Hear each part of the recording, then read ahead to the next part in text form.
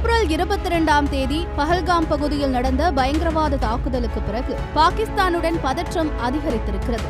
இந்த சூழ்நிலையில் மத்திய உள்துறை அமைச்சகம் மே 7 அன்று நாடெங்கும் மாக்ட்ரில் என்னும் முறையை நடத்த மாநிலங்களுக்கு உத்தரவு அளித்துள்ளது. இந்த நடைமுறையில் வான்வழி தாக்குதலுக்கு எதிரான அலாரங்கள் ஒலிக்கப்படும், மின்சாரம் துண்டிக்கப்படும், பொதுமக்களுக்கு எவ்வாறு பாதுகாப்பாக இருக்க வேண்டும் என்பதற்கான பயிற்சிகள் வழங்கப்படும். இது இந்தியாவின் முக்கியமான 244 சிவில் டிஃபென்ஸ் மாவட்டங்களில் நடத்தப்படுகிறது. இந்த பிளாக் அவுட் நடைமுறை என்பது ஒரு ராணுவ உத்தி. எல்லைக்கு அருகில் உள்ள நகரங்கள், மின் நிலையங்கள், அணைகள், அரசு மற்றும் பாதுகாப்பு கட்டிடங்கள் உள்ளிட்ட முக்கிய இடங்களில் இரவு முழுவதும் மின்சாரம் நிறுத்தப்படும். மக்கள் வீடுகளிலோ ஜெனரேட்டரில் வந்த ஒளியாலோ வெளிச்சம் காண்பிக்க கூடாது. இதனால் எதிரி விமானங்களுக்கு நகரம் தெரியாது, தாக்கும் வாய்ப்பு குறையும். இதன வரலாறு 2ஆம் உலக போரிலிருந்தே தொடங்குகிறது. 1942இல் ஜப்பானிய தாக்குதலுக்கு பிறகு கொல்கத்தாவில் பிளாக் அவுட் நடைமுறைப்படுத்தப்பட்டது. 1965 மற்றும் 1971 பாகிஸ்தானுடன் நடந்த போர்களிலும் பல நகரங்களில் பிளாக் அவுட் இருந்தது. ஆனால்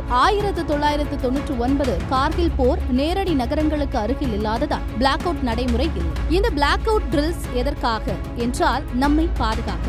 ஆனால் இது மக்களின் அன்றாட வாழ்க்கையை பாதிக்கக்கூடும். இரவில் வெளிச்சமில்லாமல் இருப்பது பயம், பதற்றம் தரும். அப்படி என்றால் மக்கள் என்ன செய்ய வேண்டும்? மாக் ட்ரில் நேரத்தில் அத்தியாவசியமில்லாத அனைத்து விளக்குகளையும் அணைக்க வேண்டும். ஜெனரேட்டர், இன்வெர்டர் போலி ஒளிகளையும் அணைக்க வேண்டும். அலாரம் ஒலிக்கும் போது பயப்படாமல் அமைதியாக இருக்க வேண்டும். அதிகாரிகளின் அறிவுரைகளை பின்பற்ற வேண்டும். வீட்டிலேயே பாதுகாப்பாக இருக்க வேண்டும். இந்த பயிற்சிகள் நம் நாட்டின் பாதுகாப்புக்குத்தான். நாமும் ஒத்துழைத்தால்தான் நாட்டை பாதுகாக்க முடியும். நாட்டிற்கு ஒரு அச்சுறுத்தல் என்றால் நாம் ஒவ்வொருவரும் ராணுவத்தின் ஒரு பகுதியே.